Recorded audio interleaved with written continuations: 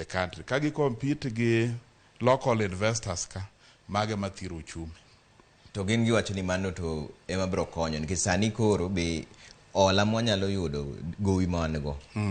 Sirikal wacho ni mogik chik wacho ni trillion 10. Correct. To waseolo trillion 9.6. Kamano. Wadong mana gi billion 400 kende. Kamano. To remo an godo to ingo mano. Koro degitim nango.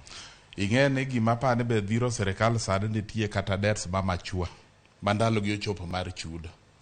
An aparo ni sirikal owinjo bed ni keto teko gi mang'eny ahinya e ng'iyo kaka ne ginyalo reschedule wuoyo gi joma noolo gi pesa gi from outside mondo extend yani omed gi ndalo mathoth moloyo manomigi mar chudo mondo koro pressure no timre nade odog piny.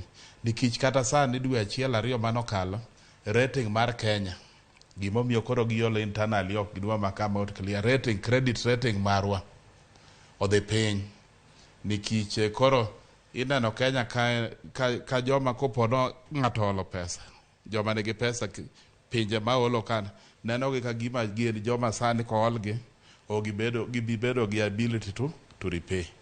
Koro momi ineno ka gilarore gima tin ma local investors owinjo kaw Kenya kae. To gima kama komedo dhi mbele minga tango ma dhi timore. Mane ma iwacho ga gi kizungu mayote ni collapsed state. Uchumi nyalo lwar. Ing'eno uchumi en gimi balance ga delicate balancing act. To kwa ng'iyo gik mosetimore e piny mangima adieri makende ni pok daneno onge good example mwanya wacho ni mae piny mosetiyo gi ushuru kende. Ushuru e economic terms iluongo ni fiscal policy. Onge piny moro amora mosetiyo gi fiscal policy machalo tax modhi mabor.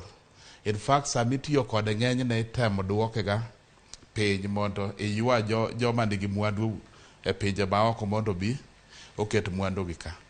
To ka koro cost mar production ni malo Kenya ka. Haya, mafuta geniero dhi malo, pi gene ni malo, sitima ni malo. And we have examples kembe mang'eny moserengo mowuok Kenya ka, moko dhi South Africa, moko dhi Egypt. To kata sani as it moves ibiro do ka moko chikore kata neighboring countries. Koro gikelo gigegi back to Kenya. To gima gisiki wacho ni sani giugo